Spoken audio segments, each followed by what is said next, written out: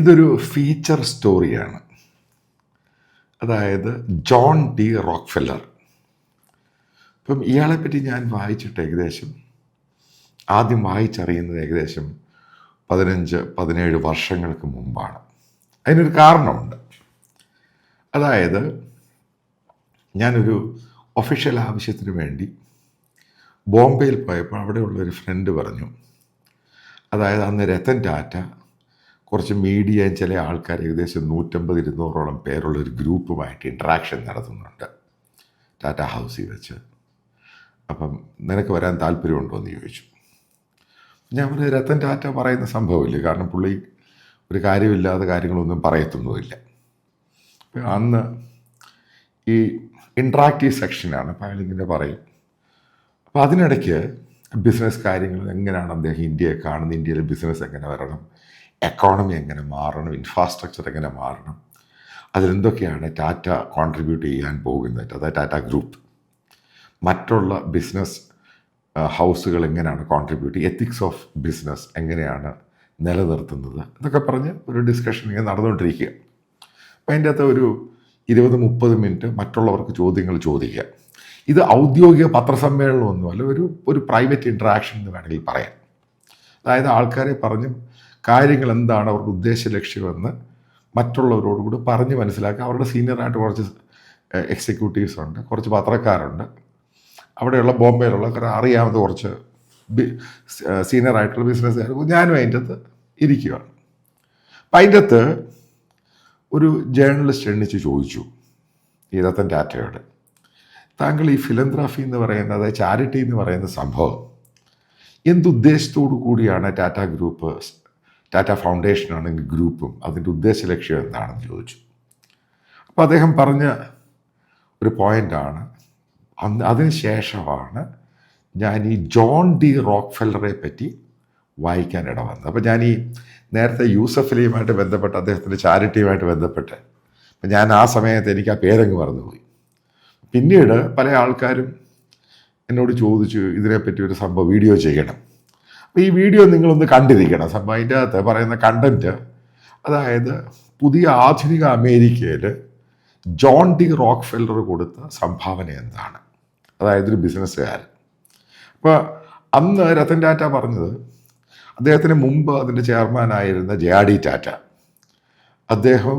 അതേപോലെ അദ്ദേഹത്തിന് മുമ്പുണ്ടായിരുന്ന ചില സീനിയർ ഓഫീഷ്യൽസും ഈ റോക്ക്ഫെല്ലർ ഫൗണ്ടേഷനിൽ അമേരിക്കയിൽ പോയി അത് കോഴ്സ് പഠിക്കാൻ പോയിട്ടുണ്ട്, എങ്ങനെയാണ് ഇവർ ചാരിറ്റി ചെയ്യുന്നത്.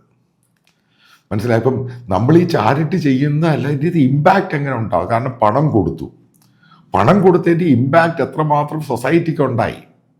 അപ്പോൾ അതിനെപ്പറ്റിയൊക്കെ സയൻറ്റിഫിക്കായിട്ട് റിസർച്ച് ചെയ്ത് പഠിച്ചൊരു ഗ്രൂപ്പാണ് ഈ ജോൺ ഡി റോക്ക്ഫെല്ലർ എന്ന് പറയുന്ന ഇത് സംഭവം. അതായത് നമ്മൾ ഈ വെറുതെ ആൾക്കാർക്ക് പണം കൊടുത്തതിൽ കാര്യമൊന്നുമില്ല. അതെവിടെ പോയി ഹിറ്റായിട്ട് അതിൻ്റെ പ്രയോജനം മറ്റുള്ളവർക്കും ആ ദേശത്തിനും ആ രാജ്യത്തിനും നന്മയുണ്ടാകുന്നോ ഇല്ലയോ. അപ്പോൾ ഇതൊക്കെ സയൻറ്റിഫിക്കായിട്ട് സ്റ്റഡി ചെയ്യുന്ന ഒരു ഗ്രൂപ്പാണ് ഈ ജോൺ ഡി റോക്ക്ഫെല്ലർ ഫൗണ്ടേഷൻ എന്ന് പറയുന്നത്.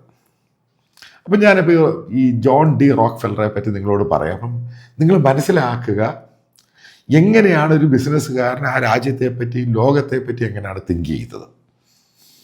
ഇദ്ദേഹം ജനിക്കുന്നത് 1930കളുടെ സമയത്താണ്. ജോൺ ഡി റോക്ക്ഫെല്ലർ ന്യൂയോർക്കുമായിട്ട് ബന്ധപ്പെട്ട് അതിൻ്റെ അടുത്തുള്ള അപ്സ്റ്റേറ്റിലാണ് ഇദ്ദേഹത്തിൻ്റെ ജനനം.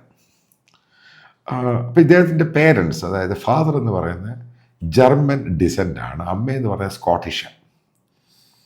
അപ്പം അതിനുശേഷം ഇവരാണ് ഈ ജോൺ ഡി റോക്ക്ഫെല്ലറാണ് അമേരിക്കയിൽ ഒരു സമയത്ത് ഏറ്റവും വലിയ ഓയിൽ, അതായത് ക്രൂഡ് ഓയിലുമായിട്ട് ബന്ധപ്പെട്ട കമ്പനിയും റിഫൈനറിയും ഒക്കെ അവരുടെ ആയിരുന്നു. അതിൻ്റെ കമ്പനിയുടെ പേരാണ് സ്റ്റാൻഡേർഡ് ഓയിൽ കമ്പനി. നിങ്ങൾ കേട്ട് കാണും.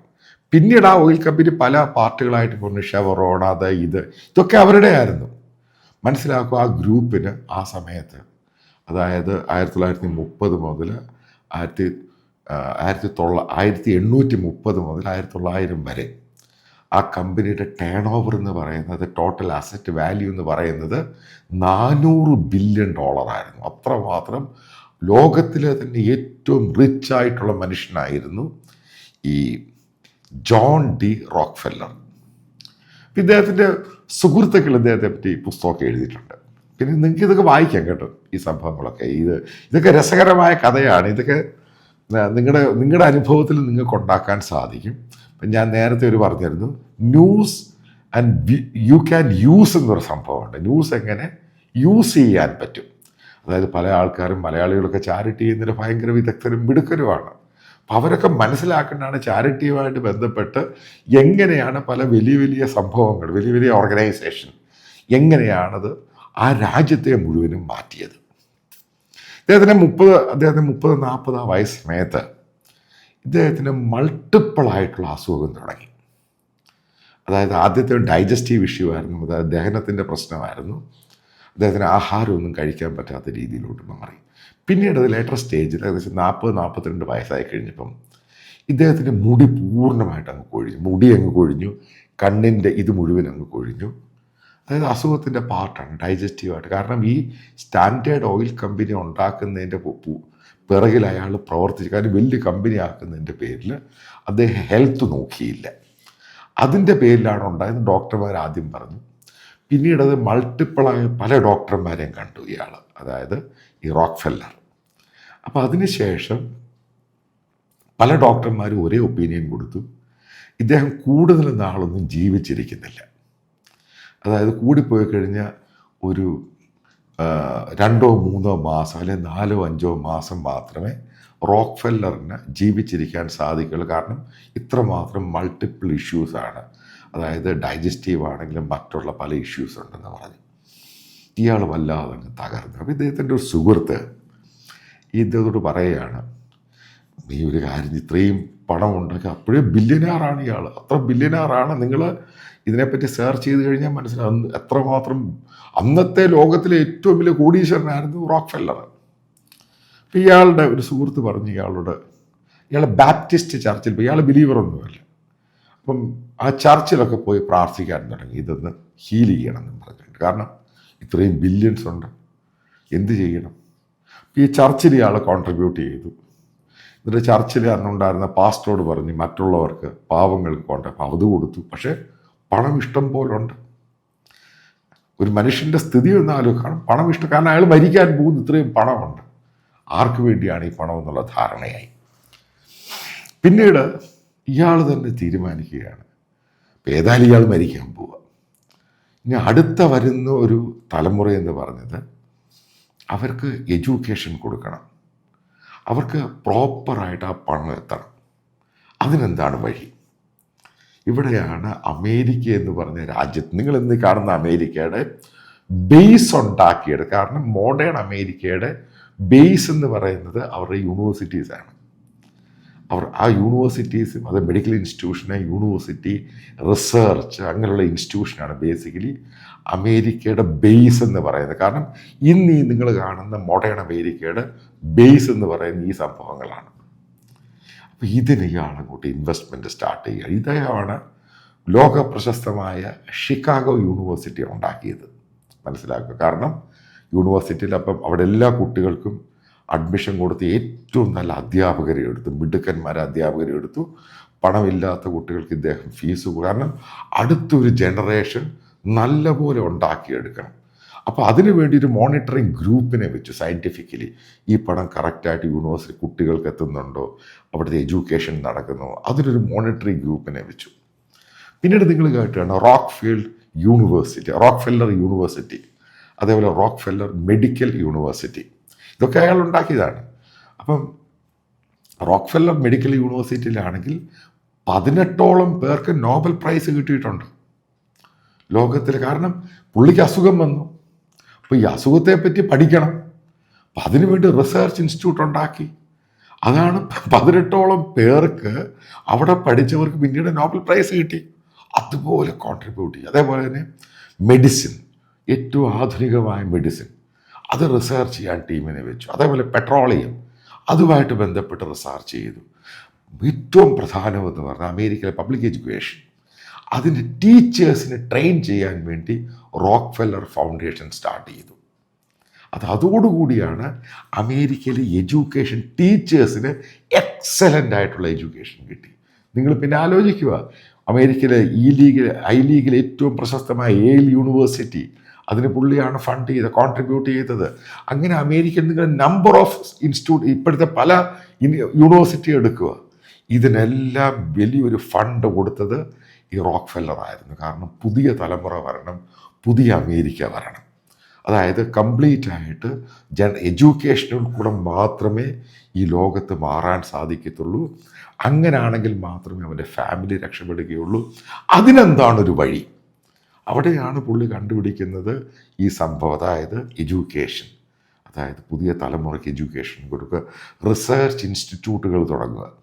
എത്രയെണ്ണം ടെക്നോളജി ഇൻസ്റ്റിറ്റ്യൂട്ടുകൾ മുഴുവനും നിങ്ങൾ എടുത്തു നോക്കുക, അതിനെല്ലാം ഫണ്ട് ചെയ്തതും പല ഇൻസ്റ്റിറ്റ്യൂഷൻ ഉണ്ടാക്കിയതും എല്ലാം റോക്ക്ഫെല്ലർ, ഈ ജോൺ ഡി റോക്ക്ഫെല്ലറാണ്. അതായത് നമ്മളീ കാണുന്ന അമേരിക്കയുടെ ഭയങ്കര യൂണിവേഴ്സിറ്റി സംഭവങ്ങളൊക്കെ അതിന് ആദ്യകാലത്ത് ഫണ്ട് ചെയ്ത് ഇതിനെ നിങ്ങൾ മനസ്സിലാക്കണം. ലോകത്ത് ഇപ്പോൾ എന്താണെങ്കിലും, ഞാൻ നേരത്തെ ഒരു വീഡിയോ പറയുന്നത്, ലോകത്തൊരു 100 പുസ്തകം എടുക്കുക, അതിനകത്ത് 85 പുസ്തകം എഴുതുക അമേരിക്കൻസാണ്. കാരണം ഇതിൻ്റെ കാരണം വെച്ചാൽ ബേസാണ് ഈ സംഭവം. കാരണം ബേസ് ഇല്ലാതെ, കാരണം ആൾക്കാർക്ക് ബേസ് വേണം, അതിന് നല്ല എഡ്യൂക്കേഷൻ വേണം, നല്ല ഇൻസ്റ്റിറ്റ്യൂഷൻ വേണം, നല്ല റിസർച്ച് വേണം. ഇതിനൊക്കെ കാരണം ഇതാണ് സംഭവം. അപ്പോൾ ഇതേപോലെ തന്നെ അത് പിന്നീട് ഇയാൾ ഭയങ്കര വിശ്വാസിയായിട്ട് മാറി, ഗോഡ് ഫിയറിങ് നേച്ചറായിട്ട്. കാരണം മരിക്കാൻ പോവാണല്ലോ, വിശ്വാസിയും കൂടാണ്. പിന്നെ ജീവിതത്തിൽ ഭയങ്കര സ്ട്രിക്റ്റ് ആയിട്ടുള്ള കാര്യങ്ങളും ഇതേപോലെയുള്ള ഗോസ്പലിന്, ആ സമയത്തെ ബാപ്റ്റിസ്റ്റ് ആ സംഭവത്തിന് ഏറ്റവും കൂടുതൽ പണം കൊടുത്തത് റോക്ക്ഫെല്ലർ ആയിരുന്നു. അദ്ദേഹത്തിന് പേരിൽ അന്ന് വലിയ ആരോപണം ഉണ്ടായിരുന്നു. പിന്നെ ഇദ്ദേഹത്തിൻ്റെ കമ്പനി മുഴുവനും അമേരിക്ക അടക്കി ഭരിക്കുന്നുള്ള ഭയങ്കര വിമർശനം ഉണ്ടായി. അതിൻ്റെ പേരിലാണ് ഇത് പല കമ്പനികളായിട്ട്, ഷെവറോൺ, അത് ഇതെന്നൊക്കെ, ഷെൽ എന്നൊക്കെ പറഞ്ഞ് പല കമ്പനികളായിട്ട് മാറ്റിയിട്ട്, പക്ഷേ ഇവരുടെ ഫാമിലിക്കായിരുന്നു ഇതിൻ്റെ ഏറ്റവും കൂടുതൽ ഗുണം കിട്ടിയത്. ഇത് പറയാൻ പോകുന്നത്, ഇപ്പോൾ ഇതിൻ്റെ എൻഡിങ് എന്ന് പറയുന്നത്, കൺക്ലൂഡിങ് പാർട്ട് എന്ന് പറയുന്നത്, ഇതിനെ ബേസ് ചെയ്താണ് ടാറ്റ പോലും പുതിയ ഇന്ത്യ വരാൻ വേണ്ടി എഡ്യൂക്കേഷനാണെങ്കിലും ഇൻസ്റ്റിറ്റ്യൂഷനാണെങ്കിലും ഫണ്ടിങ് കൊടുക്കും. കാരണം പുതിയ ഇന്ത്യ വരണം, അതിന് എഡ്യൂക്കേഷൻ ആവശ്യമാണ്.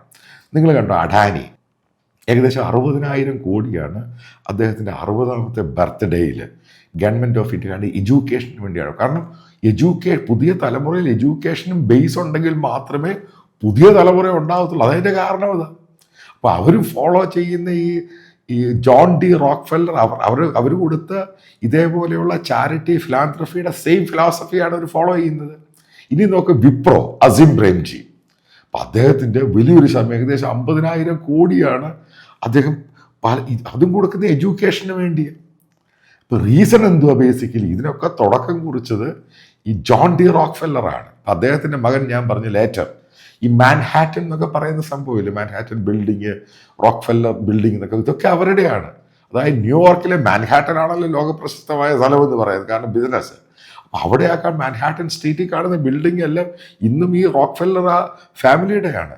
അപ്പം അദ്ദേഹത്തിൻ്റെ മകനാണ് ലേറ്റർ ഡേവിഡ് റോക്ക്ഫെല്ലർ, ഈ ചേസ് ബാങ്കിൻ്റെ ചെയർമാനായിരുന്നു.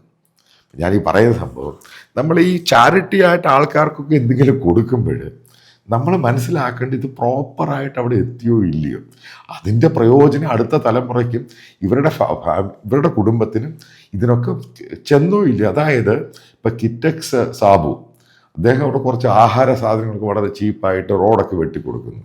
നമ്മുടെ യൂസഫ് അലി ചിലയിടത്ത് പോയി, പല ആൾക്കാരും പല രീതിയിലാണ് ചെയ്യുന്നത്. പിന്നെ അന്ന് ഞാൻ കോട്ട് ചെയ്ത് പറഞ്ഞതാണ്, നമ്മൾ ഈ കൊടുക്കുമ്പോൾ, അതായത് ഇതൊരു പബ്ലിക് സ്റ്റണ്ട് ആവരുത് ഒരിക്കലും. കാരണം ആദ്യം ഇയാൾ പറഞ്ഞത് ഭയങ്കരമായിട്ട് ഈ പബ്ലിക് സ്റ്റണ്ട് പബ്ലിക്കിനോട് ആരോടും പറഞ്ഞിട്ടില്ല ഇയാൾ എവിടെയാണ് ചാരിറ്റി ചെയ്യുന്നതെന്ന്. പിന്നീടാണ് ഇത് ലോകം അറിയുന്നത്, ഇതൊക്കെ ഫണ്ട് ചെയ്ത് റോക്ക്ഫെല്ലറാണ് ഇതൊക്കെ ഉണ്ടാക്കിയത്. പിന്നീട് വളരെ കഴിഞ്ഞിട്ടാണ്, അതായത് പല ആൾക്കാരും റിസർച്ചൊക്കെ നടത്തി പല പത്രങ്ങളിലും എഴുതുമ്പോൾ അവർ കണ്ടു ആരാണിത് ഫണ്ട് ചെയ്യുന്നത്.